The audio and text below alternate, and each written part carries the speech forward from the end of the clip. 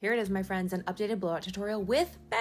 I'm prepping my hair with the Davinus Beautiful Things Restoring Leave-In Mask. This is specifically for colored and lightened hair. And if you're new here, this color is not natural. Pausing to let beef in so she can get all cozy on her bed. I use the Unite Blowout Cream on my mids to ends and applying K18 AstroLift to my roots. I'll break down exactly what these products do in the caption. If you're having issues with your blowout, it's probably because you're not prepping your hair. Okay, so bangs dry the fastest, so I always do those first. Sectioning off the rest of my hair so it doesn't get in the way. And I'm brushing back and forth in alternating directions. And I'm just gonna leave those while I blow dry the rest of my hair, really focusing on the crown and the roots. My hair is about 85% dry. I'm taking the round brush attachment and holding it at the root for about 3 seconds to get some volume. Then I pull that through and repeat once. I think a mistake a lot of people make is doing multiple passes really quickly. Personally, think that's just increasing your chance for breakage. On the third pass, I wrap my hair all the way up and I hold for about 20 seconds, and I don't do the cool shot when I'm pinning my hair. You want to pin your hair or put it in Velcro rollers when it's still hot. This is completely optional, but sometimes I like to combine 2 smaller sections into 1 larger section. I think it just makes the curls look bigger and bouncer and less tight. Okay, now same method on this last crown piece, pinning it while it's hot and moving on to face framing pieces. I'm gonna swap out the round brush attachment, but if you have only a round brush, you can do this technique on your entire head. I love doing that. But basically now I'm just gonna go in with my Dyson and keep pinning as I go, making sure that every section is fully detangled. I do this when I'm using the round brush as well. You should not be using your round brush to detangle your hair. Again, it's going to increase your chances for breakage. If any of this feels overwhelming, I have a full in-depth blowout tutorial with bangs on my YouTube channel. You can also see that I'm taking those sections I'm trying to pin and I'm tightening them up so they get as close to my scalp as possible so they're not drooping. If your Velcro rollers or pins are drooping, you're missing out on some major volume. We're getting to the point where like the back of my hair is none of my business and I'm just trying to get through what hair is left. And I'm unfortunately always surprised by how much hair is left. So we're just gonna wrap this up, get through it as quickly as possible and pin it. This is another way to pin your curls, just wrapping it around 2 fingers instead of using the Dyson to hold the shape. Okay, we are pinning the last few curls and I usually let this sit for a minimum of 20 minutes. If I'm getting ready for a night out, I'll usually do my hair first and then I'll let it sit while I do my makeup, and it's the last thing I do before heading out. And I'm sorry, but this will never not be so satisfying. Next time I blow out my hair, I want to use Velcro rollers and just compare the difference in the outcome. I'm genuinely curious because I don't think I've used Velcro rollers in a hot minute, so let me know if that's something you would like to see. I'm applying a little bit of the McMillan styling balm to my bangs and my ends for a little bit of light hold and texture, and also the dry texture and volume spray for that sexy tousled bedhead look. As always, let me know if you have any questions, and if I've inspired your bangs or your hair color, please tag me. I love to see it.